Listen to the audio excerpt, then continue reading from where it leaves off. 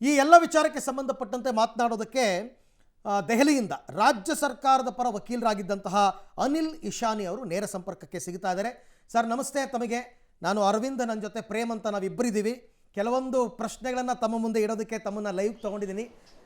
So ಈಗ ವಾದ ಪ್ರತಿವಾದಗಳು supreme ಕೋರ್ಟಲ್ಲಾದಾಗ supreme court pass ಮಾಡಿದ್ದ ಕೆಲವು ಕಮೆಂಟ್ಸ್ಗಳನ್ನ ನೋಡಿದ್ರೆ ದರ್ಶನ್ ಅಂಡ್ 7 ಜನಕ್ಕೆ ಬೇಲ್ ರದ್ದಾಗುವ ಸಾಧ್ಯತೆ ಇದೆ ಅಂತ ಎಲ್ಲ ಮಾತನಾಡ್ಕೋತಾರೆ. ತಮ್ಮ ವೈಯಕ್ತಿಕ ಅಭಿಪ್ರಾಯ ಏನು ಸರ್? ಸರ್, ನಮ್ಮ ವೈಯಕ್ತಿಕ ಅಂದರೆ ಸರ್, ಇವಾಗ ಬೇಲ್ ಕ್ಯಾನ್ಸಲ್ ಆಗೋ ಚಾನ್ಸಸ್ ತುಂಬ ಇದೆ ಸರ್. ಯಾಕಂದರೆ ಈ ಥರ ವ್ಯಕ್ತಿಗಳು ಸಮಾಜದಲ್ಲಿ ಇರೋವಂಥ ಇರಬಾರ್ದು ಅನ್ಸುತ್ತೆ ಸರ್. ಅದಕ್ಕೋಸ್ಕರ ಮೋಸ್ಟ್ಲಿ ಇವತ್ತೊಂದು ಬಿಗ್ ನ್ಯೂಸ್ ಕೊಡತ್ತೆ ಅಂತ ಅನಿಸ್ತಾ ಇದೆ ಸುಪ್ರೀಂ ಕೋರ್ಟ್ನಿಂದ ಸರ್. ಓಕೆ ಸರ್, ಈಗ ಸಾಕಷ್ಟು ವಾದ ಪ್ರತಿವಾದವನ್ನು ಇಲ್ಲಿ ಆಲಿಸುವಂತಹ ಕೆಲಸ ಆಗಿದೆ.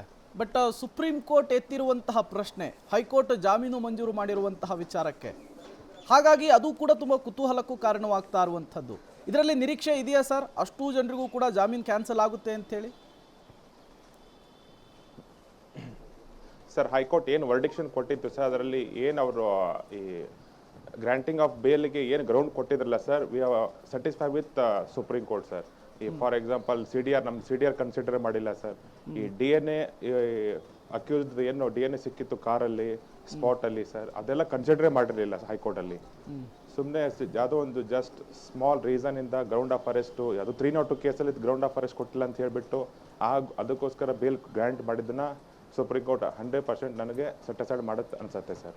ಸರ್, ಈಗ ಒಂದು ವಿಚಾರ, ಒಂದು ಜಾಮೀನನ್ನು ರದ್ದು ಮಾಡಬೇಕು, ಇಲ್ಲ ಜಾಮೀನನ್ನು ಮುಂದುವರಿಸಬೇಕು.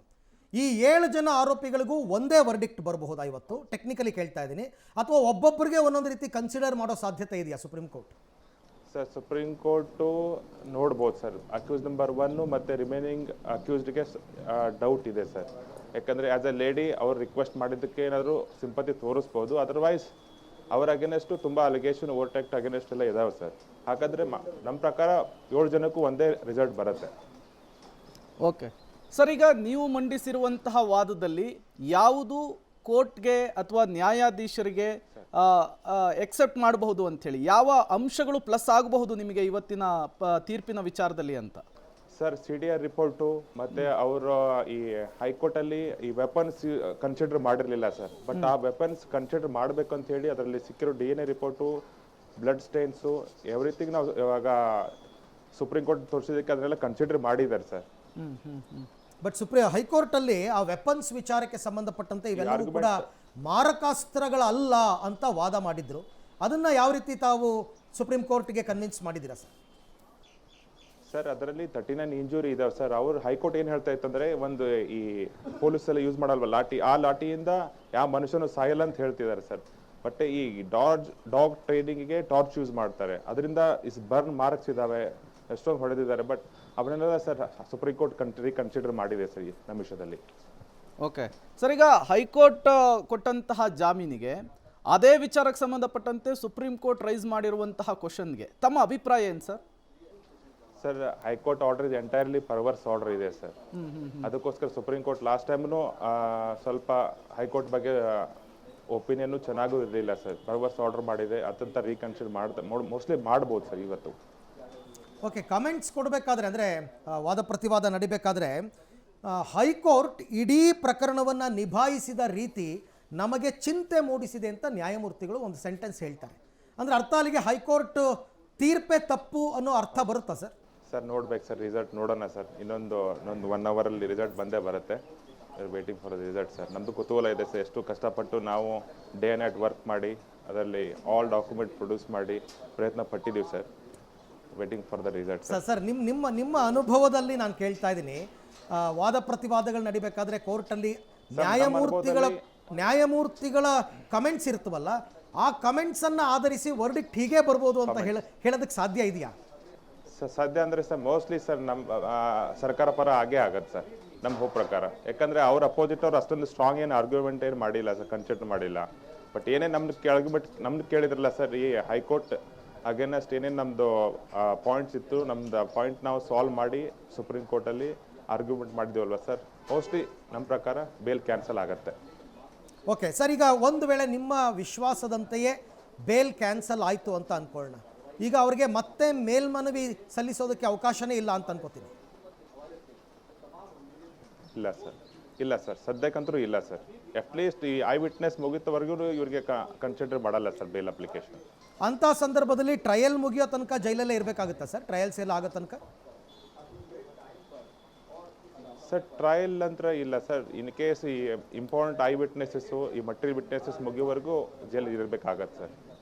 ನಮ್ಮ ಮೇಲೆ ಅಲಿಗೇಷನ್ ಅದೇ ಸರ್. ಇವಾಗ ಈ ಫಾರ್ ಎಕ್ಸಾಂಪಲ್ ನಮ್ಮ ಈ ಐ ವಿಟ್ನೆಸ್ ಜೊತೆ ಇವರು ಈ ಫಂಕ್ಷನಲ್ಲಿ ಅಟೆಂಡ್ ಆಗೋದು, ಅವ್ರ ಜೊತೆ ಇರೋದು, ಅದೇ ನಮ್ಮದು ಮೇಲ್ ಅಲಿಗೇಷನ್ಸ್. ಅಟ್ಲೀಸ್ಟ್ ನಮ್ಮದು ಮಟೀರಿಯಲ್ ವಿಟ್ನೆಸ್ ಆದ ತಕ್ಷಣ ಬೇಕಾದ್ರೆ ಇವರಿಗೆ ಬೇಲ್ ರೀಗ್ರಾಂಟಿಂಗ್ ಹಾಕೊಂಡ್ರೆ ತೊಂದರೆ ಇಲ್ಲ. ಬಟ್ ಈ ಟೈಮಲ್ಲಿ ಬೇಲ್ ಗ್ರಾಂಟ್ ಮಾಡೋದು ಸರಿ ಅಲ್ಲ ಸರ್.